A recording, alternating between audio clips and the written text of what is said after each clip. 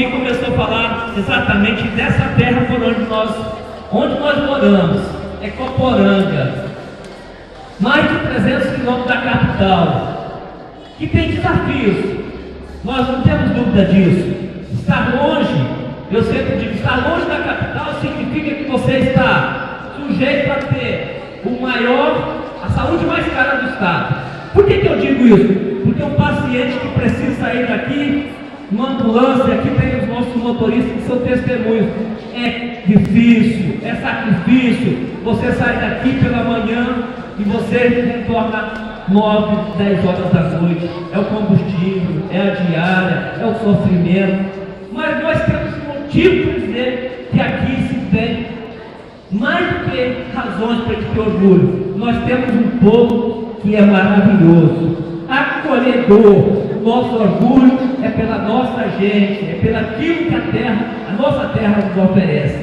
Muita gente está chegando. Queria trazer uma informação importante. O nosso município cresceu nos últimos 2 anos, algo impressionante, principalmente no último ano. Nós já superamos 24 mil habitantes. Isso é um dado importante até mesmo do ponto de vista financeiro, tá, gente? Mas eu queria exatamente falar de algumas ações que foram implementadas no município. E aí eu vou pegar algumas realizações que são colocadas em fotos. 80%, superando um pouquinho das nossas estradas, foram recuperadas nesse ano de 2013. Tem áreas que nós tivemos que passar mais de uma vez. E tem alguns trechos que infelizmente nós não conseguimos chegar. A dimensão do município também traz para nós desafios. Mas fizemos com muita dedicação, com qualidade, e isso é um passo importante.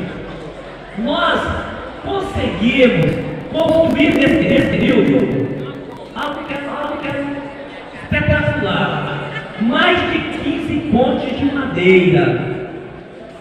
Então isso é interessante a gente ver. Mas nós fomos além.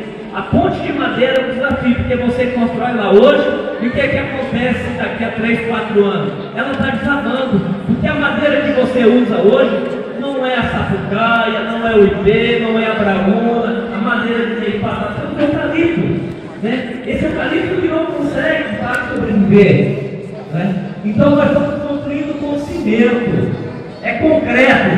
Temos 7 pontes construídas. O relatório ali já está desatualizado, porque ali eu estive olhando, tem 5, já são 7, e eu posso apontá-las. Você tem, próximo do Ribeirão, na propriedade do Fraga, você tem na estrada de São Geraldo, na propriedade do Natalino, você tem aqui na saída da cidade, você tem uma dentro da Muritiba, você tem uma ali na estrada ligando Muritiba a Cotaxé, na propriedade do São Clemente, você tem uma ali na Dourada, do Charles. Estamos concluindo lá no Djalma Ferreira, isso aí tem 7. Mas nós temos vigas espalhadas pelo interior do município, vigas pré-moldadas, que vai ser construída a ponte logo após a Muritiba, no antigo Bolson, e vamos jogar um pouquinho à frente, se eu não me engano, a propriedade do seu Zé Vaqueiro. Então, mais 2 pontes ali. Mas nós temos vigas espalhadas no interior de Burana, no Córrego da Boa Vista. E tem outras. Só para dizer exatamente o quanto se tem investido nesse segmento. Mas eu queria falar de uma outra obra importante, que é a questão do investimento em manilha. Mais de 1.500 manilhas foram construídas na fábrica, manilha 030. Manilha que é utilizada para confecção de rede de esgoto e alguns bueiros pequenos. Mais de 1.500, 1.600 e pouco. Mais de 1.000 manilhas, 040. E está relatado ali. Mais de 600 manilhas, 060. Mais de 400 manilhas, 0,100. Só para dizer, onde estão essas manilhas? Manilha não foi feita para ficar lá na fábrica, elas estão no interior do município. Bueiros, rede de esgotos, que possa de fato atender a população. Esse dinheiro não é do Pedro, não. Esse dinheiro é de todos vocês, é nosso, que tem que ser revestido em favor da comunidade. Mas eu queria também falar de algumas obras de saneamento, esgoto. E foi citado aqui talvez a maior rede, mais de 1.200 metros de extensão. Concluído, todos os canos já foram introduzidos no solo. E com uma diferença, foi construída a rede e o município teve a preocupação de interligar casa a casa nessa rede. E vocês podem confirmar isso no bairro Homero Amante, nosso bairro da Dona Geni. Mas nós construímos rede em outras partes, tivemos que concluir rede em Burana, tivemos que fazer rede aqui próximo da Cesam, que com o tempo vai sendo destruída, tivemos que fazer trecho de rede no Benedita Monteiro, tivemos que fazer rede aqui saindo em direção ao Parque de Exposições, tivemos que fazer correções de rede na Vila Nova. Então, é muita rede de esgoto. E aí nós podemos citar também outros investimentos no interior que são importantes, mas com isso eu posso dizer que, apesar de tudo que fizemos, isso ainda é pouco se levarmos em conta o tamanho dos desafios que nós temos pela frente. E nós com certeza iremos encarar isso com muita propriedade e muita responsabilidade. Nós temos aqui um grande grupo de pessoas no interior do município, e eu queria citar uma situação agora que talvez vai ser difícil das pessoas compreender. Recentemente, o nosso secretário de Agricultura solicitou que a gente entrasse com um pedido de emergência, situação de emergência do município, devido à seca do ano de 2013. E a gente entrou e procurou fazer todos os trabalhos conforme orientação técnica. E a Coporanga não foi contemplado. E eu falo isso, né, porque alguém pode falar assim, poxa, mas por que não foi? Faltou o quê? Do nossa parte não faltou nada, toda a documentação. Mas o que nós fizemos, e eu queria aqui imensamente parabenizar as pessoas, os trabalhadores que fizeram a diferença. Nós não fomos contemplados porque o nosso município cresceu. Prestem atenção, gente, cresceu em produção de leite, cresceu em produção de carne. O nosso hospital reduziu o número de consultas, a nossa situação foi confortável. E quando você vai decretar o estado de emergência, você precisa de quê? Precisa de informações dos dados. As informações do café, as informações dos dados, as informações que foram procuradas não permitiram que a gente conseguisse. Então isso é a prova do nosso trabalho também no interior. E aí eu queria destacar alguns pontos positivos. Mais de 150 cargas de milho foram fornecidas, não milho, o transporte gratuitamente aos produtores, com destaque para os pequenos agricultores. Isso possibilitou um aumento na produção de leite e possibilitou também que os nossos animais pudessem sobreviver ao momento de dificuldade. Recentemente nós estamos fazendo investimento no transporte da cana, e a muda da cana, porque nós sabemos que para você ter um gado você precisa ter alimento, e a cana é uma alternativa, e esse frete é a custo zero. Mas nós também trabalhamos o transporte da muda do café, porque é importante diversificar a agricultura. Mas nós sabemos que é importante plantar o café, mas não adianta plantar como se plantava no passado. É importante que a gente dê condições, e aí entra a questão da assistência técnica. E aí tem uma outra coisa que é importante, que é o transporte do calcário, que é o transporte do adubo, que são essenciais para o desenvolvimento da planta e para o aumento da produção. Temos investimentos interessantes no sentido da diversificação agrícola. Temos um técnico que acompanha especificamente a questão da fruticultura. Nós temos hoje a alegria de poder dizer: Coporanga tem plantio de uva, tem produção e tem vinho produzido aqui no município. A região do 2 de setembro é uma referência. Mas nós podemos dizer que a gente precisa de levar fruticultura lá para franqueza, não é verdade? Precisa levar condições dignas de vida para as pessoas. E quando eu falei de franqueza, eu queria exatamente falar de um trabalho que nós iniciamos lá, com a agenda de nosso companheiro, Quando olho para ele, penso muito no que falou a esposa dele algumas vezes.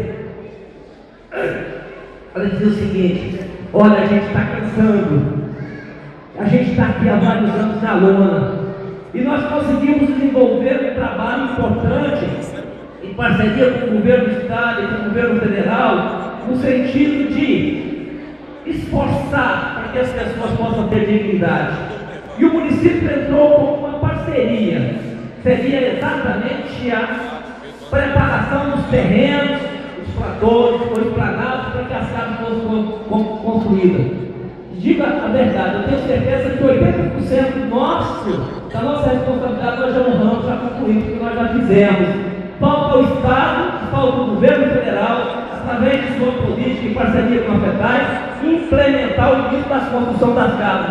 Eu queria chamar então para um desafio, que essa semana ou semana que vem, que a gente pudesse para lá, brigar no bom sentido para que as casas possam ser colocadas, porque esse é o objetivo. Não adianta construir um trator, não adianta construir aquilo que o município prometeu, está lá prontinho, se a casa não chegar. Então eu quero colocar inteiramente à disposição de vocês, para que a gente possa buscar essa dignidade.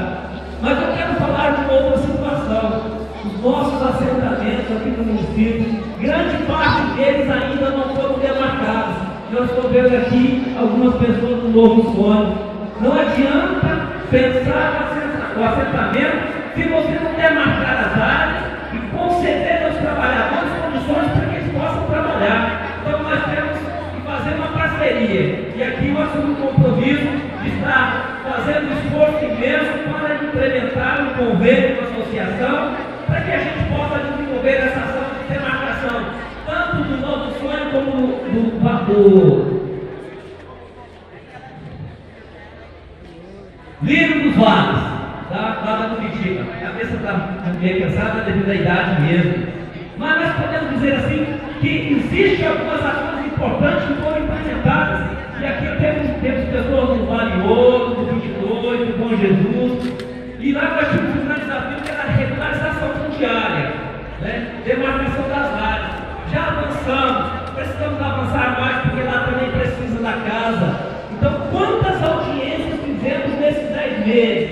Acompanhando os trabalhadores, não chegando com aquela política de paternalismo, com aquela política que eu faço, mas fazendo com que as pessoas sintam valorizar. E por isso mesmo tivemos a oportunidade de debater a questão da moradia diretamente lá com o vice-governador Givaldo, que foi até o assentamento. Tivemos a condição de discutir a questão da demarcação das áreas com os técnicos da Secretaria da Agricultura. Tivemos a oportunidade de discutir as questões fundamentais com o INCRA e me colocar inteiramente à disposição de todos os assentados do município, que é importante.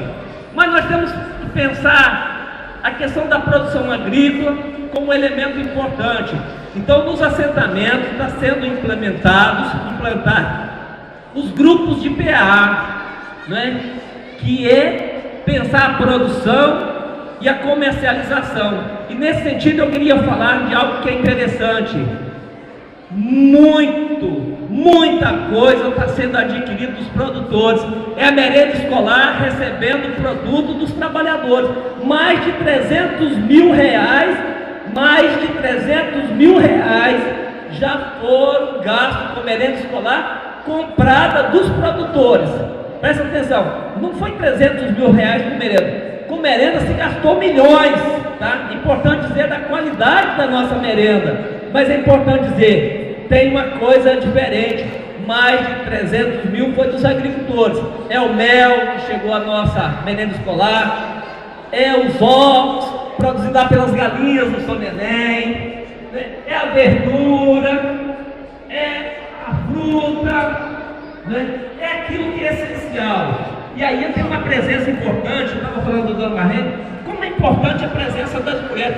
Muitas são as mulheres que oferecem verduras para a merenda escolar, que é renda para elas. Isso é importante, tá? Isso é fundamental. Nós podemos dizer da importância da gente agregar valores, e por isso diversas associações de produtores têm recebido investimento importante.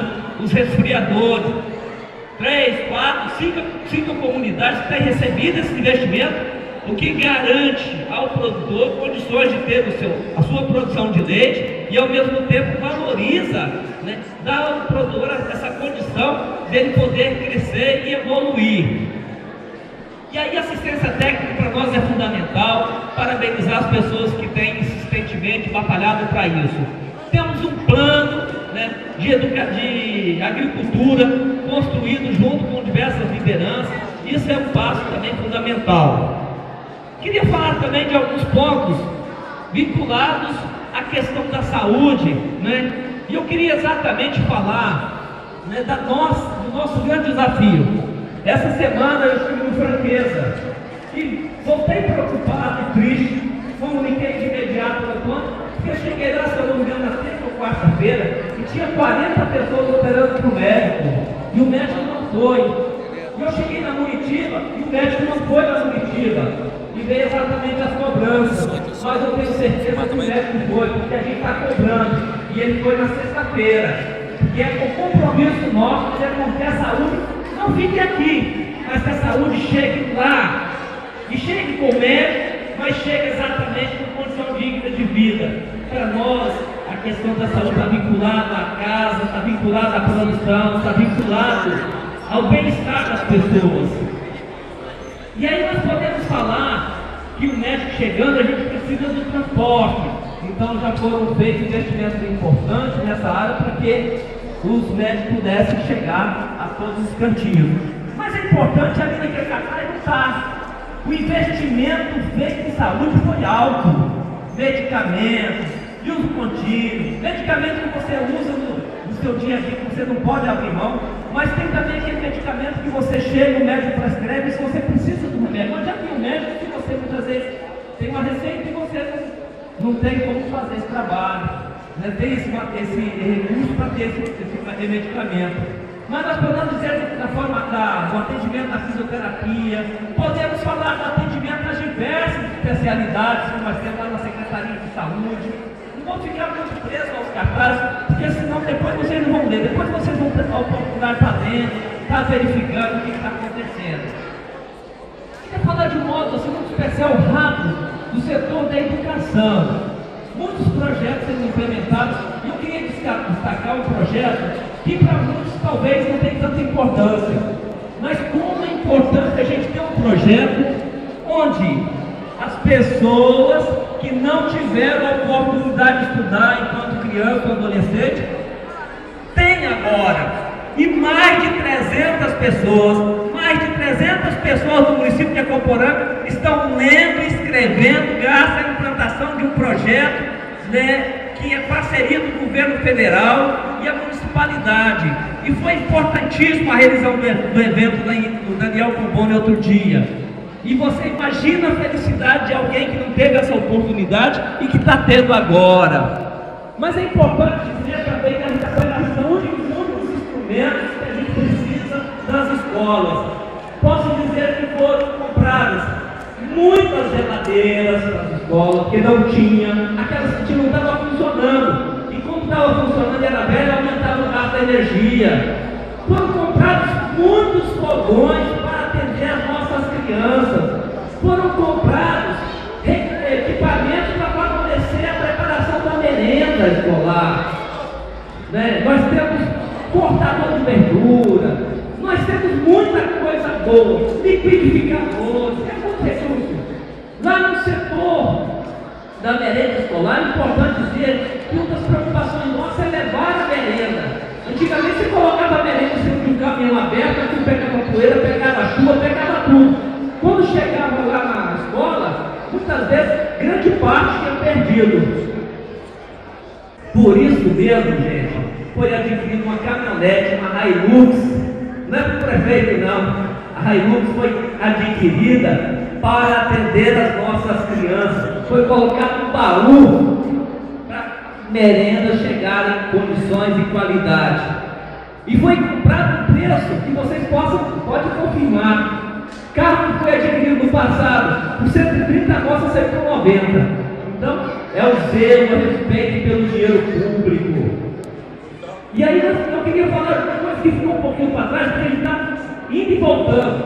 Mas em relação à saúde, é importante nós informarmos cotização. Nosso hospital recebe de convênio quanto? Tá, o Antônio está dizendo que é 135 mil reais. Tá, 135 mil reais é um convênio direto. Eu queria exatamente ouvir isso. Mas repassamos recursos de H e outros investimentos. Deve chegar em torno de 200 e tantos mil, ou mais. Mais de 70 mil. Então, quase 300 mil são repassados da FUMAP. Portanto, é necessário que a gente compre da FUMAP no atendimento. E eu fico contente porque eu vejo algumas pessoas se preocupando e buscando apoio do Estado, porque a questão da saúde não pode ser tratada somente como uma questão do município. E eu queria falar de duas secretarias. Qual é o percentual que nós devemos direcionar para a educação? 25% da nossa receita, daquilo que nós arrecadamos. Vocês sabem quanto nós já gastamos esse ano?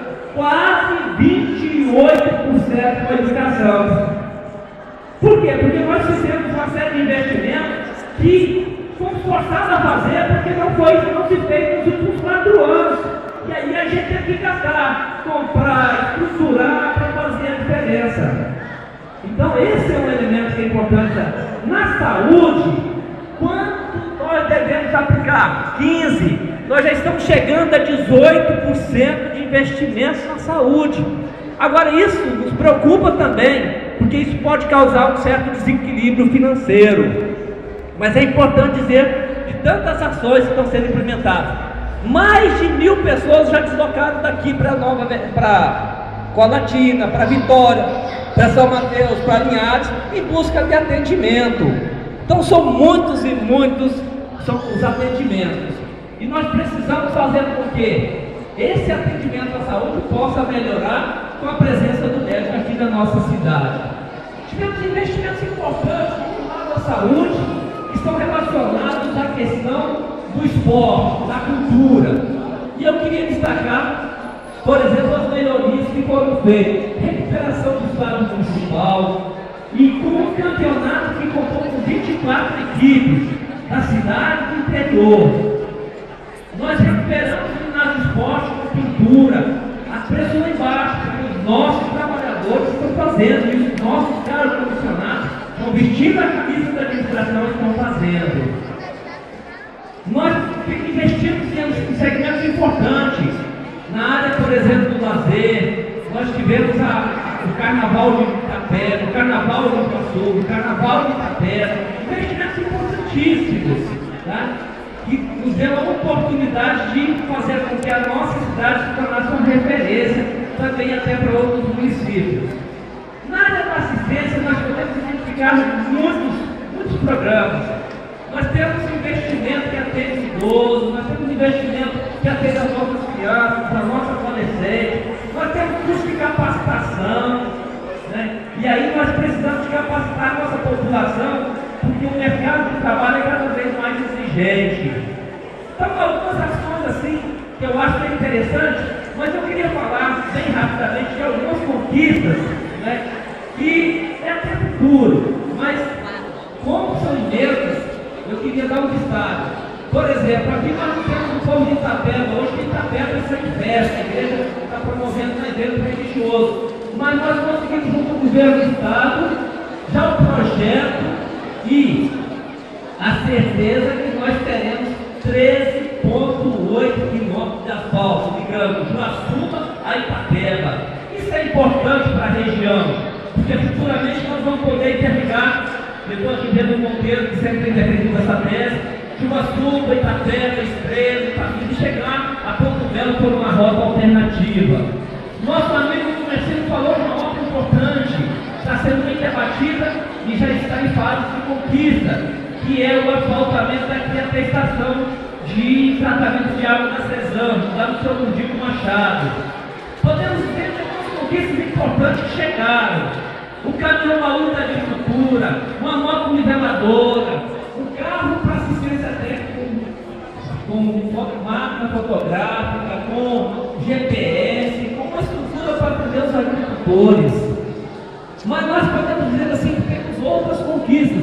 Vamos construir uma creche referência com recursos do governo federal, que é a Conquista. Esse ano é mais de 2 milhões de reais. E eu vou falar de uma obra muito importante, porque alguém falou, o dia que se jogar asfalto na cidade, vai fazer a diferença. Pois pode crer, não vai ser na época da eleição não, vai ser no ano de 2014, nós vamos jogar nessa cidade mais de 1,3 milhão para melhorar as condições de visibilidade da cidade. Porque nós temos que fazer política no interior e fazer política para a cidade. E nós vamos fazer a Milton Mob, que precisa de melhorias, melhorar a aparência da nossa cidade, mas nós vamos fazer lá no Télio Rodrigues, porque lá você tem um calçamento onde as senhoras têm dificuldade de botar o pé no chão, porque ali é aquele calçamento que eles chamam de pé de moleque, que serviu, foi importante para a época que foi feito, mas hoje nós vamos avançar. Nós vamos botar